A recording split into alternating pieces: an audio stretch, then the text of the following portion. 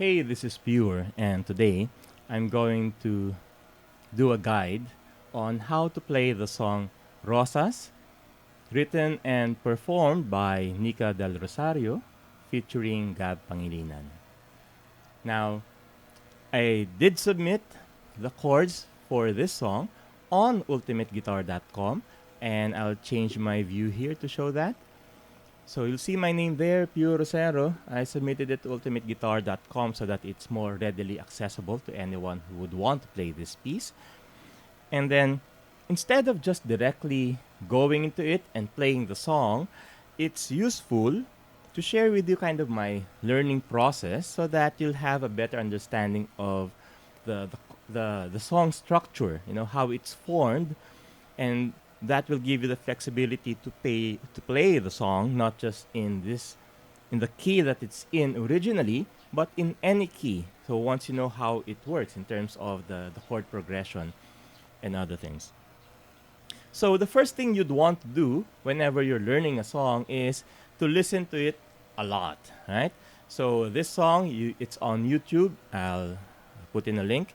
It's on Spotify, and you can play it from there. And you need to play it on repeat really for like the whole day is how I do it, just so I get the feel of the song, how it works, and the melody, of course, the lyrics. I'd like to know as much of the lyrics as I can so that when I'm learning to play it later on, I can sing along to it so that I'm not lost in terms of where I am in the song.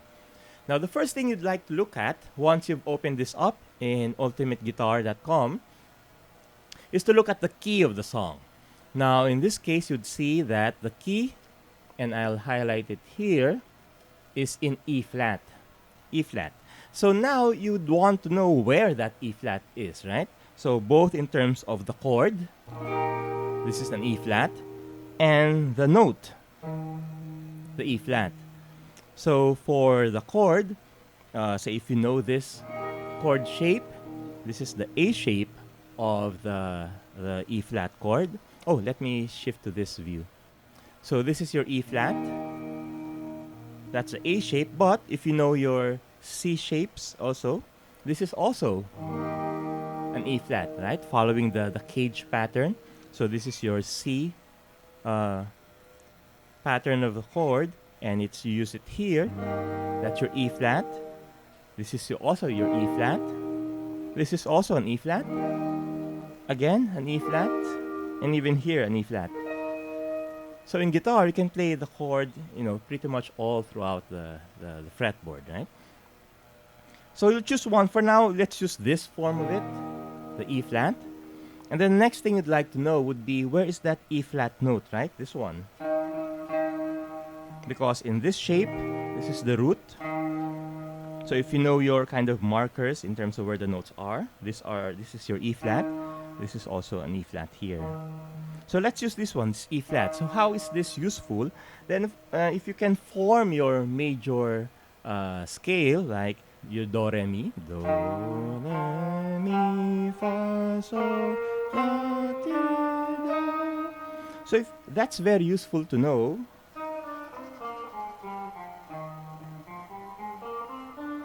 And extending to that, use this as your, again, the do.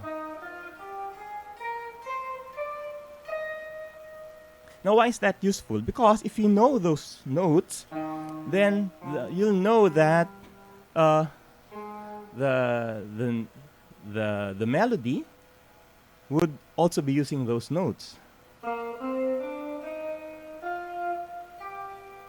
So, for example, if for the verse, I can open up my transcription here, and you see that the verse starts with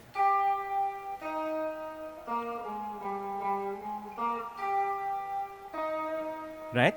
All of those notes are in that major scale.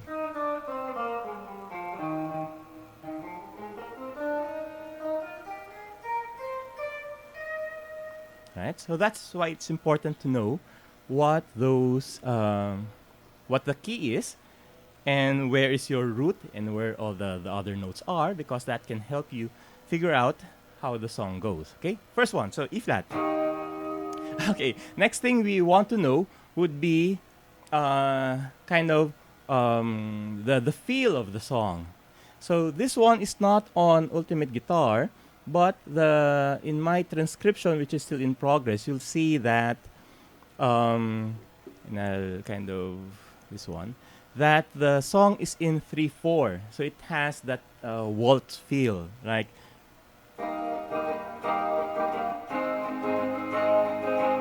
so it's like a waltz feel of the song. So, and we'll use that later on to help us figure out what would be the best strumming for this song, right?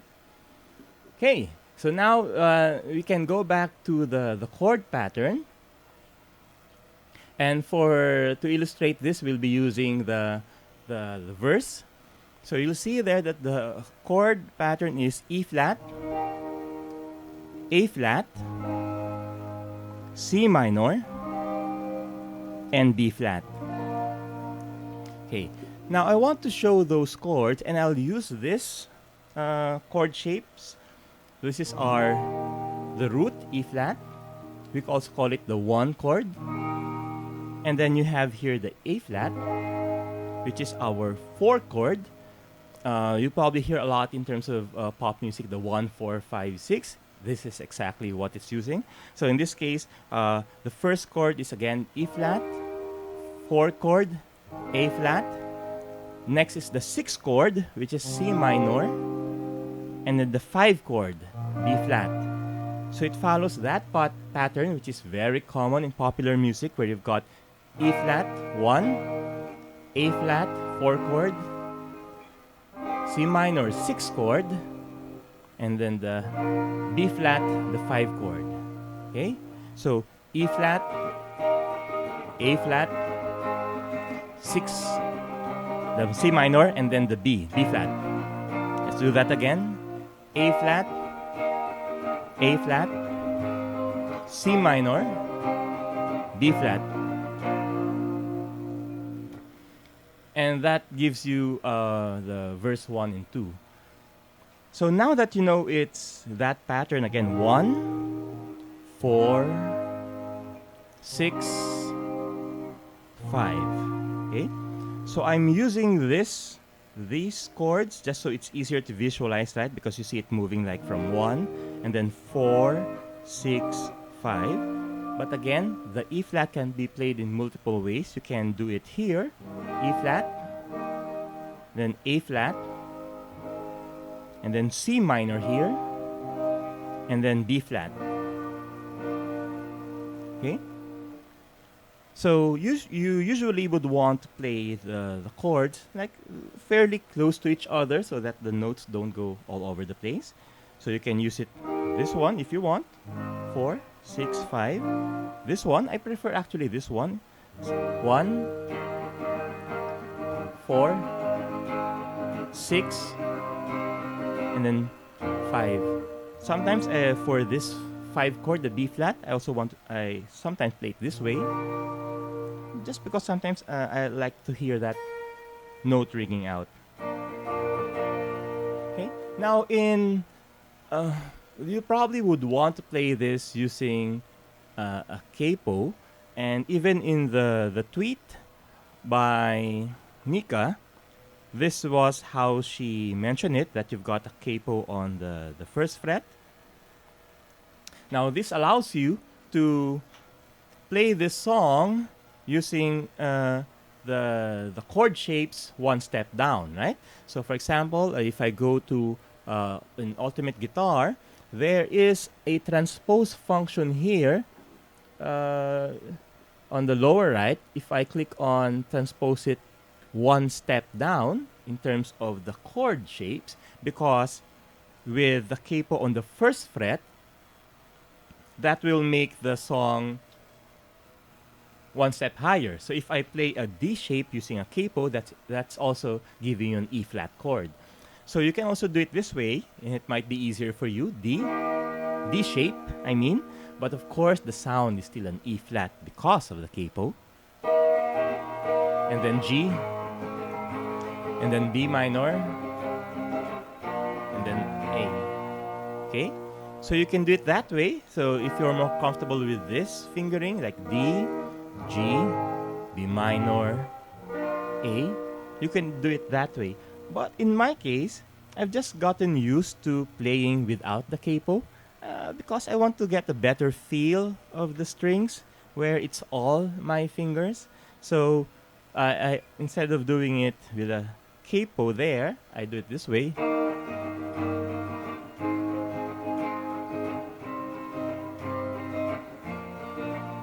So really, I'm just using the finger as the capo, but the shapes are the same. Okay. Okay. So that gives you the verse. So that gives you. Let me transpose this again because I'm using E flat without the capo. E flat.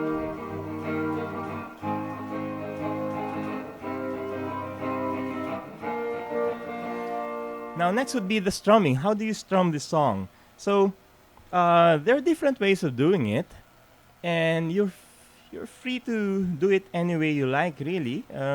So you can even do just for each bar, you can just sound out the chord once, right? Huwag kang mabahala, ikaw ay mahalaga. You can do it that way, or you can do it like strum it twice for each bar, like Huwag kang mabahala, ikaw ay mahalaga. Or you can do it more than that. For example, you can do it like so you can do like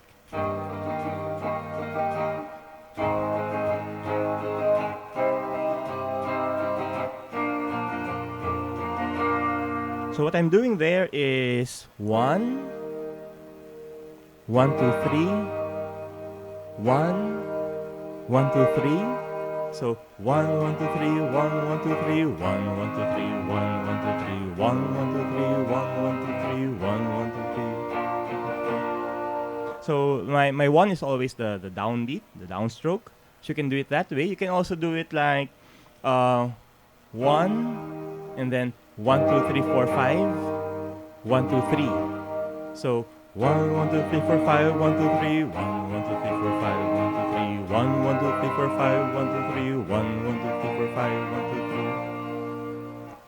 It really depends on what you think suits best when you're singing to it, that you feel goes along with the beat. When I'm listening to it, it varies because it's an actual recording of a person playing the guitar when I'm listening to the recording. And sometimes when you're strumming, you kind of have those patterns, strumming patterns, try it out initially, and then once you are actually performing the song, sometimes it just, you just do what feels natural while you're singing to it.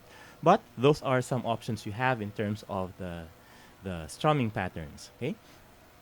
Okay, so next we can go to we've already done the verse. We can go to the pre-chorus. Now for the pre-chorus, the pattern is the chord pattern is now C minor, A flat, E flat, B flat. So now it's still the same chords but in a different order. So now it's the 6 and then the 4, then E flat, the 1 chord, and then the 5. And if you want to kind of hear the now this one, alam ko ang king kaya, alam ko ang hindi, alam ko ang kailangan upang makapagsilbi. Now in this case, you might have seen me struggling to hit that note because it's too high. And so when singing this song, I usually end up playing the 1 octave lower. This is the original note, and I'll do this one instead. Alam ko aking kaya, alam ko ang hindi, alam ko ang kailangan upang makapagsilbi. But if you've got the vocal range for it, you can always do like the original pitch. Alam ko ang king kaya, alam ko ang hindi, alam ko ang kailangan upang makapagsilbi. And you see there really that I'm struggling to hit that that pitch. But if you're like Nica or Gab and you have that vocal range, then fire away, right? Do it as the same as in the recording. Again, let's do that pre-chorus, C minor.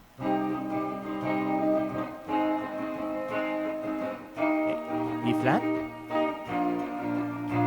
Okay, so that's the first half. The second part, you kind of repeat it. Hanggat may kabutihan. Again, it's too high. So you can do it. At hanggat may kabutihan, hanggat may pag-ibig, liwanag ang mananaig. You might want to do a sus here. B flat, but it's really just B flat. Right? So that leads you to the chorus. But it does sound nice if you got the B flat sus. Okay, so now going to the chorus, we are here. The chord pattern is A flat, still same chords, very familiar to you by now. A flat, and then C minor, and then B. Right? So it's the 4, the 6, and the 5. So one thing to note here is that the A flat, you play it one full bar. But the C minor and B flat are kind of half share that the next bar. So it's C minor, B flat. So you kind of have to quickly shift from the C minor to the B flat. So let's give it a try. Again, it's too high. The original pitch is this one. So, hindi ko. So I'm doing it one octave lower. At hindi ko maipapangako ang kulay. And you notice there, one full bar of A flat and then C sharp minor, B flat. Hindi ko maipapangako ang kulay rosas sa mundo para sa'yo. Right? And you do that a few more times. At hindi ko mailawan ang lahat ng anino, pero sisikapin ko at you see here that the chord changed to an F minor. Di ako magpapahinga, which is a nice way to kind of break from the monotony. This case is the first time we're hitting the second. So, the root, the second. Di ako magpapahinga. Magpapahinga, C minor is again your 6. Hanggat di mo pa. That's a quick change from A flat to B flat.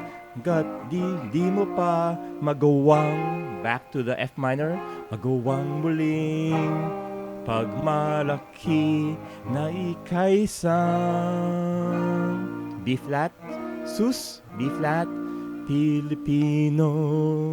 Or is it going high? Filipino. And now you go back to your verse, chord pattern of E flat, A flat, C minor, B flat. Okay? So again, the chorus, it's a nice change from the patterns before. Now it's di ko maipapangako ang kulay rosas na mundo para sa'yo at hindi ko mailawan ang lahat ng anino, pero sisikapin ko at hindi ako magpapahinga hanggat di mo ba magawang muling ipagmalaki na ika'y isang Pilipino.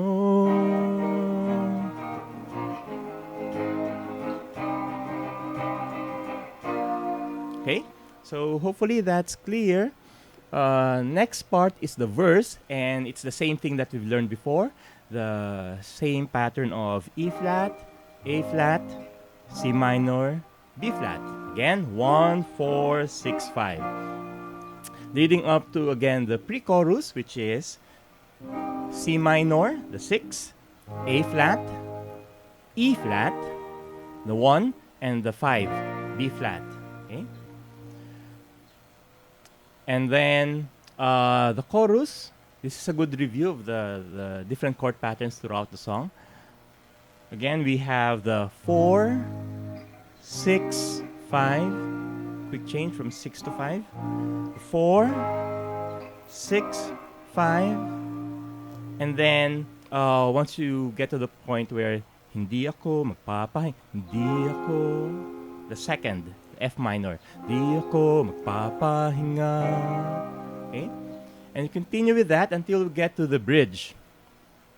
Now, the bridge has the same chord pattern as the pre-chorus. If you compare the chord progression, the chord starts with C minor, A, then A flat, so that's a 6, the 4, and then the 1 and the 5. And how does it go? Pilipinong, again, I'm pitching it lower. Pinong may pusong sagutin ang tugon. Pilipinong may tapang na muling bumangon. Pilipinong buo ang paninindigan. Alam ang tama at totoo. At this point, there is kind of a change here. So for our 4 chord, which is A flat, samahan mo, which is a nice change really. So that's the 4 chord. It's kind of the subdominant, and we have a subdominant minor. Samahan mo ako. Going back to the 5 chord. And this is the transition to a higher key. So as if the song wasn't hard enough to sing at that E flat, from here onward, it will be key of F. So you'll see that transition here. Samahan mo ako. Right? So there's the transition, and then now it's the same chord pattern, but now it starts with B flat. Now you have to sing it 2 steps higher. So B flat. Now we're having our D minor here. And then we have our C. So